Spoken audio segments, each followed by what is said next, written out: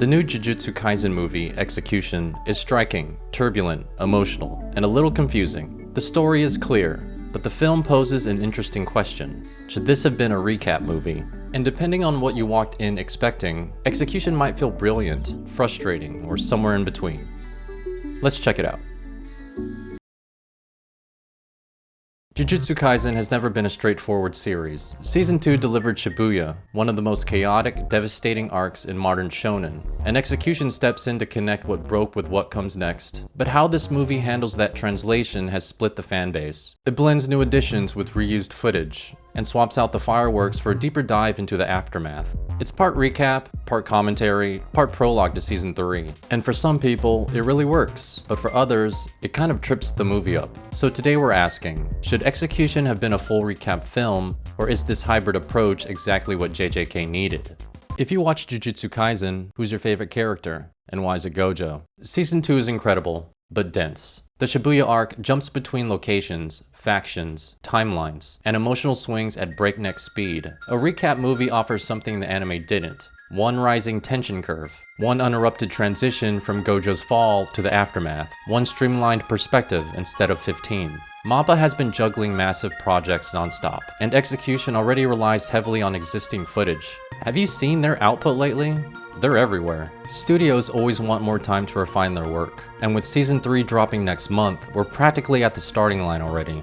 So why sprint now? You've heard the stories, exhausting schedules, tight deadlines, staff stretched thin. A recap-focused film could have eased production strain, giving MAPPA the space it needed while still offering a theatrical experience. I'm not saying JJK Season 3 will look like One Punch Man Season 3, but it does make you pay attention to how much weight MAPPA is carrying right now. Not everyone remembers every twist of Shibuya. A recap-style movie would have offered a clean, accessible refresher before Season 3. For a story with this many moving parts, helping viewers follow along isn't optional, it's essential. By the way, the recap montage of Yuji fighting Mahito with More Than Words playing in the background? That's peak. I love that song.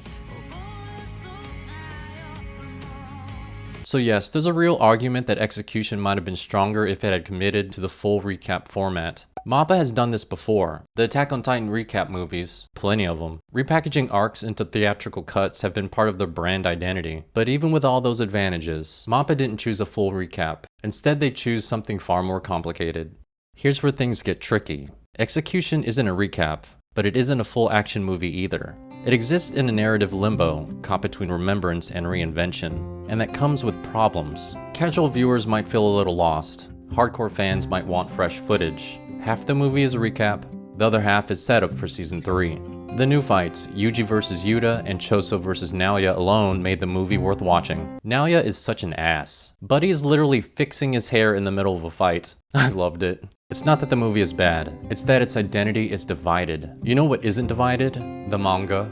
There's an old saying, if you try to please everyone, you'll end up pleasing no one. Gojo Satoru, probably. So when a franchise with this kind of energy releases a film that's half compilation, half upcoming, it naturally raises the question, who is this movie actually for? And if we're being honest, in the movie business, especially in shounen, films are built for one primary purpose, to make money. The praise, the awards, the acclaim, that's the bonus. The cake is the revenue.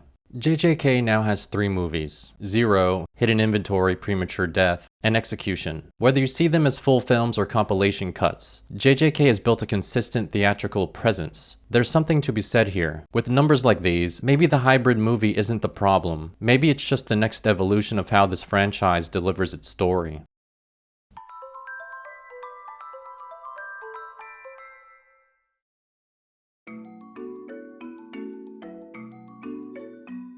Audiences show up to theaters because they want something they haven't already watched at home. Movies deliver a different kind of storytelling. This is especially true in anime, where new material carries real weight. Fresh animation, added moments, extended fights, or new emotional beats. These are all things that justify a theatrical experience. New scenes don't just pad the runtime, they give fans a reason to care. They offer new context, new interpretations, and new details that expand the world rather than repeating it. And in a franchise as dissected as Jujutsu Kaisen, even a single original scene can shift how viewers understand a character, a decision, or even an arc.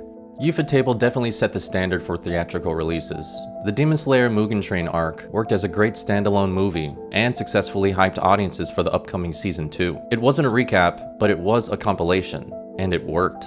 The high box office laid the foundation for what a theatrical release can do for an animation studio, and Ufotable hasn't looked back since. Science Saru has found modest success with its Don theatrical projects, First Encounter and Evil Eye. Neither is a recap film, but both function as compilation movies. And from here on out, recap and compilation films are probably just going to run side by side in the anime space. MAPPA did hit a home run with the Chainsaw Man Reze arc movie this year. It's a feature-length animated film, from start to finish. That is to say, there is a beginning, there is a middle, and there is an end. Development, struggle, and resolution. There's character, conflict, and insert another word that starts with C. The Reze arc isn't a compilation film, it's a fully standalone story. No recap and all new material. Do you remember the old Dragon Ball Z movies? They released while the series was still actively running. Dragon Ball Z movies aren't considered canon because they were standalone theatrical stories that didn't fit in the main timeline, were created without regard for core continuity, and often included plot and power level contradictions with the anime and manga. One Piece is notorious for releasing non-canon movies as well. In other words, anime films have traditionally gone out of their way to create brand new material for theaters, even if that material doesn't count. So yeah, it's wild that JJK, one of the biggest shonen franchises out there, leans this heavily on recycled scenes for its own big screen moment. It breaks from the long-standing tradition of using theaters to showcase completely new unseen animation.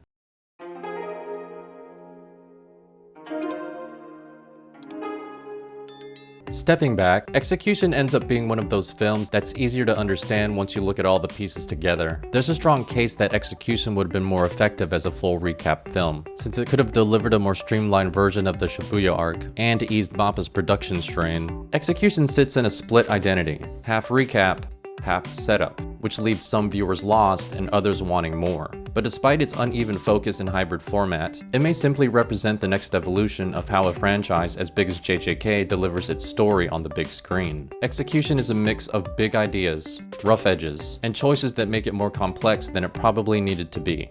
And you know what?